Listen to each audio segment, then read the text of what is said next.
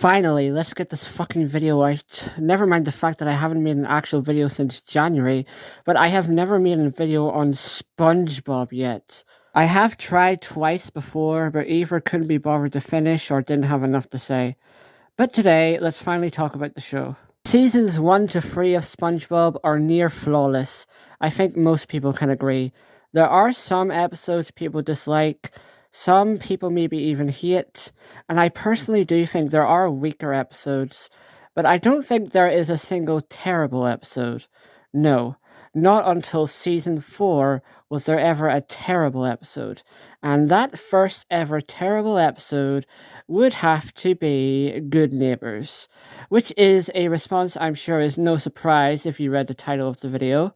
But before Good Neighbors came into existence, there was another episode called Jellyfishing, which is similar to Good Neighbors, but somehow does everything better. So I'm going to go through both episodes and explain what one does right and what the other does wrong. Jellyfishing is about SpongeBob and Patrick inviting Squidward to go jellyfishing, which he sarcastically declines. But when he gets into an accident and ends up bandaged and paralyzed, SpongeBob and Patrick try to give him his best day ever to cheer him up by taking him jellyfishing, causing him more pain and distress. Good Neighbors is about Squidward trying to enjoy his Sunday before he has to go to work the next day, only to have SpongeBob and Patrick ruin it at every moment. Right off the bat, I am going to mention that I am in no way the biggest fan of Jellyfishing. I think it's a funny episode, but definitely not one of the funniest. I can also see why some may dislike it. It does count as a Squidward torture episode, which is a category for any episode of the show in which there is a large amount of suffering for Squidward, usually unwarranted, like he is just trying to relax, go to a concert, or sometimes just exist, and the plot demands that his day must be ruined by SpongeBob and Patrick persistently annoying him, causing him problems, or injuring him in various ways. These kinds of episodes are usually awful, like some of the worst in the show, but some aren't as bad, like some can actually be funny. Jellyfishing is the very first of these kinds of episodes to exist, and would unfortunately influence this trend, which still goes on to this day. Jellyfishing starts with SpongeBob and Patrick getting ready to go jellyfishing when they notice Squidward leaving his house on his bicycle. They ask if he'd like to go with them, and he sarcastically replies that he'd love to, that there wouldn't be anything better than hanging out with his two best friends going jellyfishing. But he says that he can't and leaves. Now, this moment is very important for the rest of the episode because it gives a reason for Squidward's torment later. His unnecessary rudeness towards a simple question, and then even laughing about it as he cycles away, makes everything that happens afterwards feel somewhat deserved. I say somewhat, though, because what happens later is still a lot. While on his bicycle, Squidward accidentally trips and falls off a cliff, ending up severely injured, to the point where he has to be put in a wheelchair while his entire body is bandaged up. When he gets back from the hospital, SpongeBob and Patrick, feeling bad for him, plan his best day ever, as, like he said to them, they are his best friends. First they try feeding him soup, only for Patrick to blow it in Squidward's face every time he tries to cool it down. SpongeBob then decides that soup isn't the best idea for Squidward, and suggests playing some music instead, and lifts Squidward's clarinet, about to play it until he realizes his lips are too dry, and so he tries licking them disgustingly, aggravating Squidward. But before SpongeBob can put his now very wet lips to the clarinet, Patrick decides that music isn't a good idea either. A thing to note about all this is that this is kind of Squidward's own fault. He got himself into this mess, since he was the one who sarcastically said he would love to hang out with the very naive SpongeBob and Patrick, claiming they were his two best friends. This makes the torment more funny to me.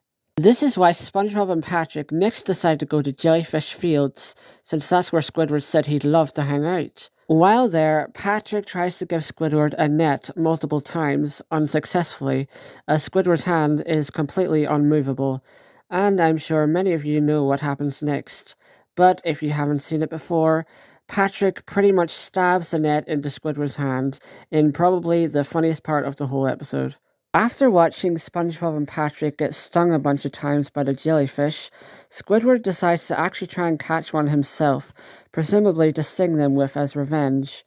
He is able to catch one, but in doing so, he stumbles upon a giant jellyfish which chases him and stings him, while SpongeBob and Patrick cheer him on, thinking he is trying to catch it. The next scene cuts to Conch Street, where Squidward is now even more injured and on life support. SpongeBob and Patrick apologize to him for what happened and give him a jar with the single jellyfish he caught inside as a gift. Squidward takes this opportunity to open the jar and let the jellyfish chase him, finally getting his revenge. While he laughs, the giant jellyfish from before reappears and stings him again. So yeah, while this is undoubtedly a Squidward torture episode and the first one to start this trend, it is one of the few I actually think works because of what was established during the first few moments of the episode. That setup of Squidward being addicted to SpongeBob and Patrick over a very simple question to answer and getting himself into his own mess from his own rudeness. Now, one can argue that the torture was still a bit much, and I can definitely see that. Which is why, again, this isn't one of the best pre-movie episodes, in my opinion. And overall, the best kinds of karmic Squidward episodes are always going to be the ones where his rudeness and entitlement really drives the plot a lot more, such as Culture Shock and Artist Unknown. Those episodes are what post-movie seems to miss a lot of the time with Squidward episodes, as they will usually copy and paste the same formula as Jellyfishing and just have SpongeBob and Patrick annoy Squidward. I actually used to kind of dislike the Jellyfishing episode myself, but rewatching it now though, I do think it is much better. I honestly think it might be the only Squidward torture episode that I like. It's worth noting, some post-movie Squidward torture episodes do try to give some kind of reason for why Squidward gets tortured, such as him saying something rude to SpongeBob. But unlike Jellyfishing, it's usually something very minor, or something you'd forget he even said, and that's kind of it. Just something rude that he said, or acting slightly arrogant about going to a concert, which really has nothing to do with the rest of the episode, and feels more like an excuse to let the episode do all the shit to Squidward. But this next episode, Good Neighbors, which we're finally getting into, gives absolutely no reason for why Squidward gets tortured.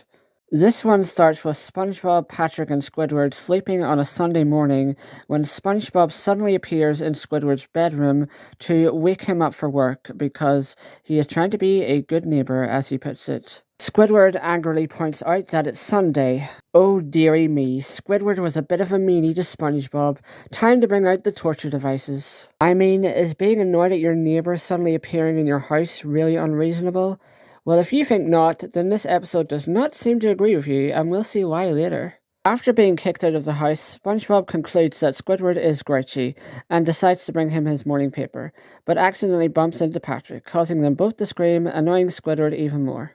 Squidward decides to begin his Sunday relaxation by eating chocolate bonbons when SpongeBob and Patrick randomly appear behind him and pronounce him as their leader of the Good Neighbors Lodge. This moment may be funny for a few people, but for me I just find it annoying and unfunny because there was literally no setup for this. This did not come naturally from the events so far. Why are they deciding to do this? Heck, why is SpongeBob even obsessed with being a good neighbor in this episode? The only reason for any of this is because Squidward needs to be constantly annoyed throughout. So as leader, Squidward tells SpongeBob and Patrick to go and paint red polka dots on all the trees in order to get them to leave for enough time. They later tell him they are almost done when SpongeBob accidentally gets paint in Squidward's eyes, causing him to scream and run out of his house. Two fish notice him, think he is ill, and take him to the hospital, despite him claiming he is fine several times. This is the closest to a funny moment in this episode for me. Like, it's not even that funny, just very slightly. Since Squidward is gone, SpongeBob and Patrick are alone in his house holding a club meeting when Squidward's Sunday special pedicure guy shows up and instead does SpongeBob and Patrick's toenails. When Squidward returns to his home, he finds he is too late because the pedicure guy needs to leave. Fed up with everything SpongeBob and Patrick have done, Squidward kicks both of them out of his house and angrily yells at them in a really emotional tone. A really good voice performance from Roger Bumpus here. I can't show clips because of copyright, but you should easily find it on YouTube.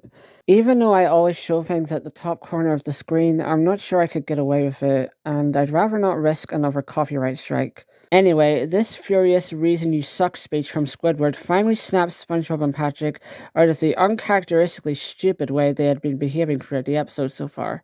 Something I mentioned when talking about jellyfishing is that there were moments where both SpongeBob and Patrick realized that what they were doing was hurting or annoying Squidward, such as when Patrick was blowing the scalding hot soup into Squidward's face, and SpongeBob decided soup wasn't a good idea. Same thing with Patrick when SpongeBob was about to play the clarinet with his wet lips. Here, up until this moment, they did not notice how annoyed Squidward was getting and had no consideration for anything, as they both randomly appeared uninvited in Squidward's house a few times. There was one moment earlier where SpongeBob thought Squidward was grouchy, but still chose to pester him anyway. They really flanderized the characters up here. This episode is nothing like pre-movie.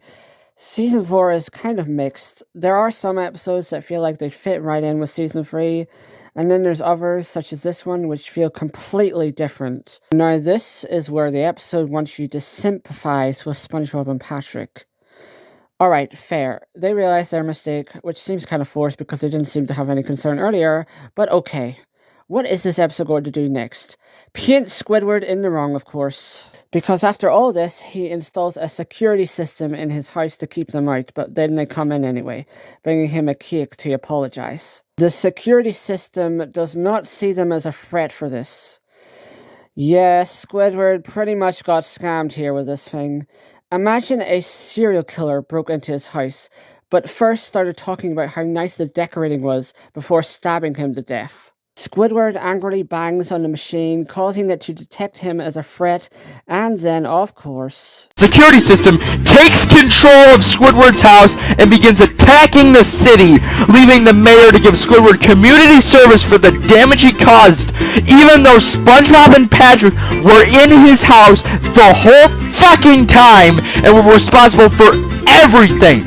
Yeah! Fuck this episode! That clip is so much funnier than this entire episode, seriously. So yeah, Squidward has to do community service now with SpongeBob and Patrick, of course, which is something that guy forgot to mention in his rant. Now, these kinds of episodes usually don't give SpongeBob and Patrick any sort of comeuppance for torturing Squidward. I think there's only a few that do, and this is one of them. But this really isn't much of a comeuppance for them anyway, since they are delighted about it, and it's just more salt in Squidward's wound to have to be around them again. So that was the very first terrible episode of SpongeBob, and the first episode to try to repeat what Jellyfishing did, but failed in pretty much everything. Especially comedy. Like, this episode is unfunny. I don't know how you can make 3 banger seasons and then shit this out. But then again, Family Guy also did this with its 4th season, as some really crap episodes began airing. And like I said earlier, Season 4 of SpongeBob still has gems, and even really funny episodes. There are great episodes like Krusty Tires, Skill Crane, Fear of a Krabby Patty, The Lost Mattress, Wishing You Well, Patrick's Smart Pants, and Mrs. Puff You're Fired, in amongst the stinkers it has. My opinion of SpongeBob's current state nowadays is that I don't think the show can ever go back to the way pre-movie was. But that's fine. The show can still make good episodes. Not S-tier episodes, but episodes that clearly try to do something, despite what some more negative critics would say. Well, I hope you enjoyed this review, and if not, well, maybe you'll like the next SpongeBob video I do, if that ever happens. Maybe. If I sounded weird in this video, I have hay fever right now because of this terrible weather, but I just wanted to do this anyway, so yeah.